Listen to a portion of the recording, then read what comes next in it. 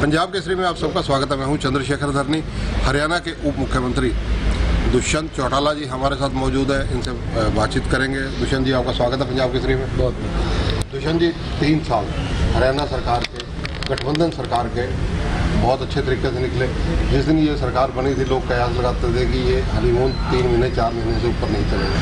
चलिए, उन लोगों की सोच अलग थी और मनोहर लाल जी और मैंने मिलकर कहीं न कहीं उनको तो गलत साबित किया, पर प्रदेश को प्रगति के पथ पर हमारे गठबंधन ने चलाया है। और आज नतीजा है, आप कोई फील्ड उठाकर देखो, इन्वेस्टमेंट हो तो हरियाणा में इस देश में सबसे ज़्यादा आई है। एमएसएमई स्थापित हो तो हरियाणा तीसरे स्थान पे आया है। आज प्रदेश के अंदर किसान को जिस तरीके से चाहे खरीद हो, चाहे भुगतान हो, चाहे उठान हो, आज जो सुविधा मिल रही है, इसको ओवरऑल डेवलपमेंट कहते हैं। मुझे लगता है पॉजिटिव सोच के साथ स्टेट का इंफ्रास्ट्रक्चर भी डेवलप हुआ है। जो हमारी सोच थी कि अंतिम छोर तक सरकारी सुविधाएं पहुंचे, वो हमने पहुंचाने का काम किया है। और आने वाले समय में भी आप देखेंगे कि कैसे प्रदेश में निवेश भी आएगा और प्रदेश जिस सोच के साथ हम आगे ले जाना चाहते हैं, उससे प्रगति की पथ। जब चुनाव हुए थे, जेजेपी का जो चुनावी घोषणा पत्र था, 3 साल में आप कितने सेटिस्फाइड हैं, कितना पूरा हुआ?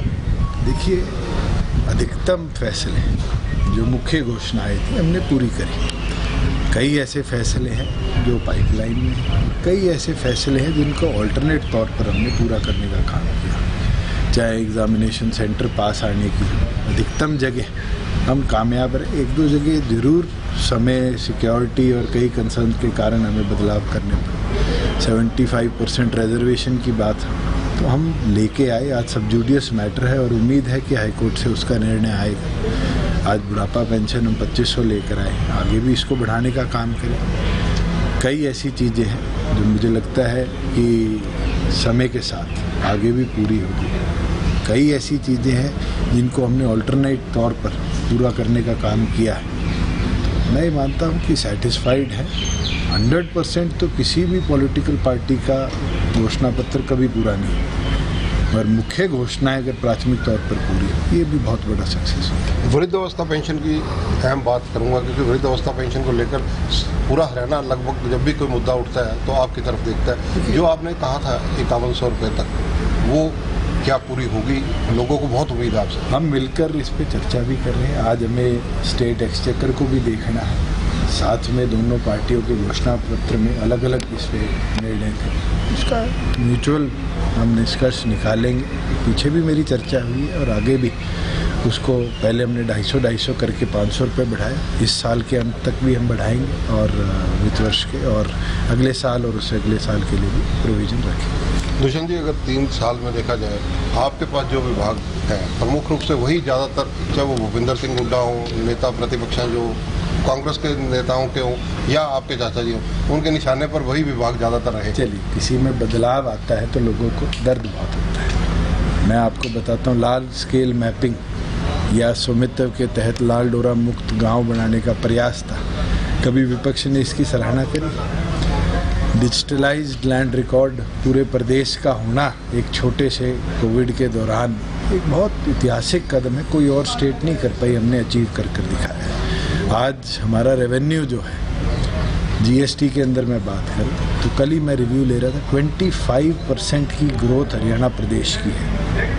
25% किसी और प्रदेश में ग्रोथ नहीं देखी गई। आज हम एक्साइज की बात करते हैं, लोग कुछ भी आरोप लगाएं। आप प्रदेश का जो एक्साइज कलेक्शन है उसको उठाकर देखो। आज भी हम, आज के दिन की जब मैं बात कर रहा हूँ तो 750 करोड़ पिछले वर्ष से एडिशनल हम ले पाए, और अभी तो आधे से ज़्यादा साल एक्साइज का बाकी है। आज आप सड़कों की हालात प्रदेश में जाकर देखिए, किसी और प्रदेश में इतना बेहतर मोटरेबल सिस्टम आज अवेलेबल नहीं है। इसलिए निवेश हमारी तरफ आ रहा है। अगर इंफ्रास्ट्रक्चर ना बनता तो क्या निवेश आता?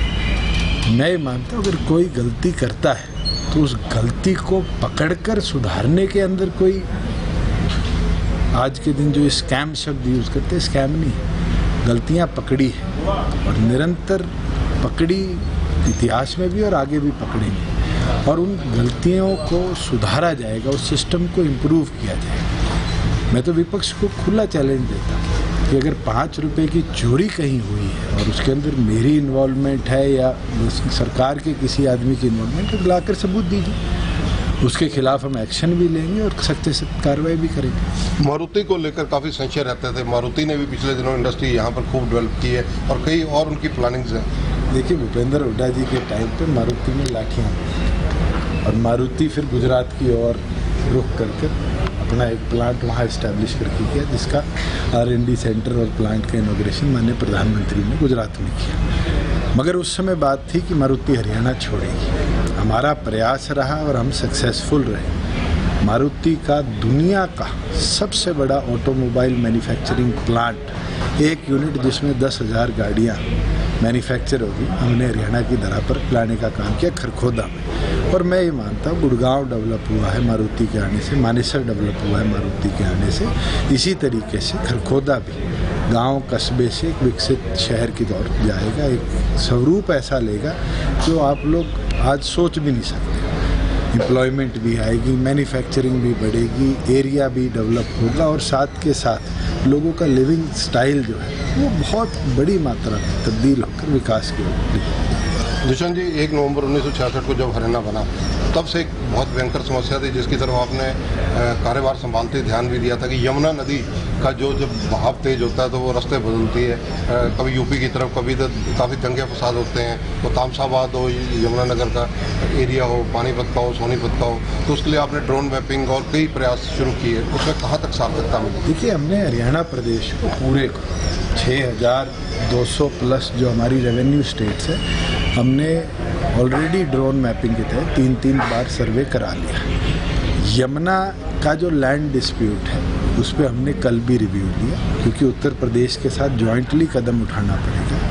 इसको आने वाले समय में मैंने यूपी के मुख्यमंत्री माननीय योगी आदित्यनाथ जी से भी चर्चा करी थी, सीएम साहब भी उनसे मिल के आए थे और अब सीएम साहब की तरफ से हम पत्र भी भिजवाएंगे कि एक joint coordination committee nodal officers की बनाई जाए। जो पिलर जो हमने अब इंस्टॉल करने हैं यमुना के अंदर, छोटे पिलर, मीडियम साइज पिलर और लार्ज सिंगल पिलर, जिससे परमानेंट मार्किंग यमुना की रहे, उसके ऊपर काम किया जाएगा। और मैं मानता हूँ अगले 3 से 4 महीनों में हम इस पर कार्रवाई शुरू करेंगे। सतलुज यमुना लिंक नहर की वार्ताएं सुप्रीम कोर्ट की गाइडलाइन पे दोनों राज्यों के चीफ मिनिस्टर्स की हुई, ज़्यादा सार्थक नहीं रही।